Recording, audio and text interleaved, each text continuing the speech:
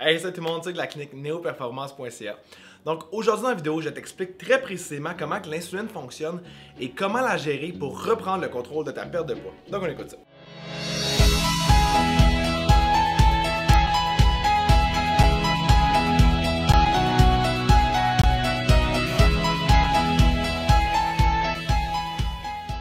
Donc, tout le monde parle de l'insuline, tout le monde dit que c'est le problème quand vient le temps de perdre du poids ou juste prendre la masse musculaire aussi, mais personne ne vous l'explique vraiment précisément pour mieux que vous compreniez.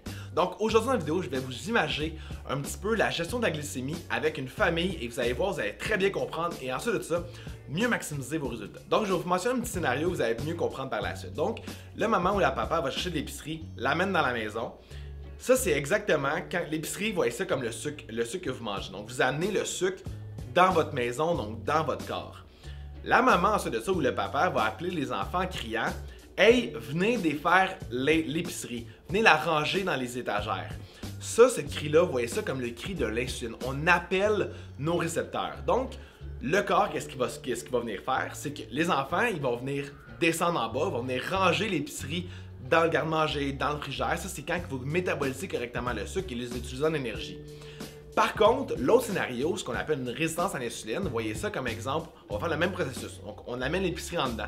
La maman ou le papa crie « Hey les enfants, venez ranger l'épicerie », mais les enfants ont des bouchons dans les oreilles et ils ne viennent pas, ils vous écoutent pas. Donc, l'épicerie, elle reste là et malheureusement, vous prenez du gras parce que votre corps va dire « Non, on le met de côté, on va l'utiliser plus tard ».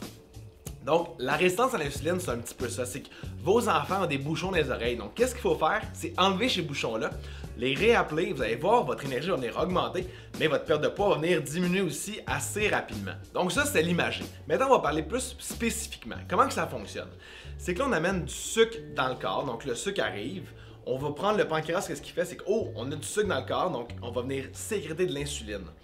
L'insuline, ensuite de ça, ce qu'elle va faire, c'est qu'elle va venir se connecter, se binder à un sucre pour ensuite essayer de l'amener vers la cellule pour le connecter aux récepteurs sur votre cellule. Donc, les récepteurs, voyez ça comme vos enfants. Donc, si, exemple, vos enfants ont des petits bouchons par-dessus, c'est comme s'il y avait des petits câbles par-dessus votre récepteur, votre insuline n'est pas capable de se binder. Donc, le sucre sanguin reste élevé et votre corps va créer d'autres récepteurs dans votre gras. Donc, le gras va venir augmenter plus rapidement. Et de plus en plus que vous allez faire ça, de plus en plus que vous allez prendre du gras rapidement et de plus en plus que vous avez de la misère à perdre du poids. Quand ça fonctionne bien, c'est que le sucre va se connecter au récepteur.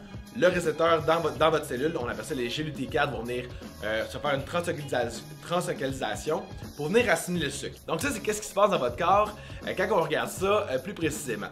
Donc comment qu'on fait pour améliorer la gestion de la glycémie et ainsi reprendre le contrôle de votre perte de poids? C'est relativement assez simple. Il existe plusieurs techniques. La technique numéro 1 est une technique qui va fonctionner vraiment à merveille pour la plupart du monde quand vous avez une résistance à l'insuline, c'est de couper le sucre au maximum et couper les glucides au maximum. Donc, vous pouvez en manger, inquiétez-vous pas, vous n'êtes pas obligé de faire une diète cétogène pour améliorer votre sensibilité à l'insuline, il y en existe une multitude, mais moi je vous conseille facilement 2 semaines, 14 jours sans glucides. Ce que ça va venir faire, c'est que vous allez comme graduellement enlever les bouchons justement de vos enfants et votre corps va commencer à vous refaire confiance pour venir assimiler le sucre. Ensuite de ça, essayez de réintroduire du glucide, mais autour d'une activité physique pour maximiser justement vos résultats au niveau de l'absorption. Parce que quand vous vous entraînez, magiquement, qu'est-ce qui se passe? C'est que vous n'avez plus besoin tant de vos enfants pour métaboliser votre sucre. Vous avez simplement besoin de vous aller ranger votre commande dans votre frigidaire. Donc, ça se fait pas mal plus facile. L'autre technique, c'est de faire du jeûne intermittent. Le jeûne intermittent, ça fonctionne super bien. Moi, ce que je vous conseille, c'est le 16-8, relativement assez facile. Exemple, vous déjeunez à 10h le matin, mais vous soupez à 6h le soir. Ça vous fait entre les deux un laps de 16 heures. Donc, dans le 16 heures, qu'est-ce que ça va venir faire? C'est que votre sucre sanguin va venir baisser parce que justement, vous n'en mangez plus. Votre insuline va venir baisser, les corps cétoniques, donc l'acétose va venir augmenter. L'acétose, c'est super bon pour justement enlever les petits bouchons de vos enfants et maximiser votre absorption de votre sucre à long terme. L'autre technique, c'est boire beaucoup d'eau. Donc ça, c'est super important. Un corps déshydraté a tendance à devenir résistant à l'insuline. Donc, conseil assez simple, buvez de l'eau et vous allez voir, magiquement, votre perte de poids va commencer à mieux aller. Quatrième point, j'en ai parlé un petit peu, c'est entraînez-vous. L'entraînement, ça peut être pas juste de l'entraînement musculaire, donc en salle, ça peut être de la marche dehors, de la course, du vélo, de la raquette, peu importe, une activité physique que vous aimez, que vous allez pouvoir faire jour après jour, environ 4 à 5 fois par semaine, si possible, d'une durée d'environ 30 à 40 minutes par jour. Et vous allez voir, votre sensibilité à l'insuline va vraiment venir s'améliorer assez rapidement. Le cinquième conseil, on va parler un petit peu plus de suppléments. Moi, j'en conseillerais 2 et optionnellement 3. Les deux premiers, c'est les plus importants, je vous dirais, c'est de l'oméga 3. Donc, dans l'oméga 3, on a plusieurs types d'acides gras, donc de l'EPA, du DHA et aussi de l'ALA. L'ALA, qu'on a aussi de l'alpha-lipoïque acide, son rôle à elle, c'est de venir dans votre cellule pour venir maximiser l'absorption de vos sucres. Elle a beaucoup plus de propriétés que ça, mais avec la vidéo que je veux parler aujourd'hui, on va parler simplement de l'absorption au niveau du sucre. Ensuite de ça, du chrome, donc plus précisément du chromium. Le chromium, la grosse avantage que vous en avez dans votre cellule, et ça a été prouvé que du monde qui ont de la misère avec la gestion de la glycémie, qui sont plus résistants à l'insuline, le chrome peut aider jusqu'à 55% d'amélioration au niveau de votre gestion de votre sucre. Donc c'est assez notable comme amélioration. Le troisième supplément que je vais vous parler en option, c'est du magnésium. Donc le magnésium, on le sait, c'est super bon pour beaucoup de choses. Ça fait plus de 300 processus biochimiques dans le corps. Donc, le magnésium, qu'est-ce qu'on va venir faire au niveau de votre gestion de la glycémie, c'est que vous en avez dans votre cellule, justement, comme que je parlais tantôt. Dans votre cellule, c'est là-dedans que tout se joue. Donc, est-ce que l'absorption du sucre se fait ou pas? Donc, si vous êtes carencé en magnésium, nécessairement, vous allez avoir de la misère à faire une gestion de la glycémie. Donc, pour voir simplement si vous êtes carencé en magnésium, est-ce que vous avez des petites palpitations, des petites crampes ou des petites palpitations au niveau musculaire?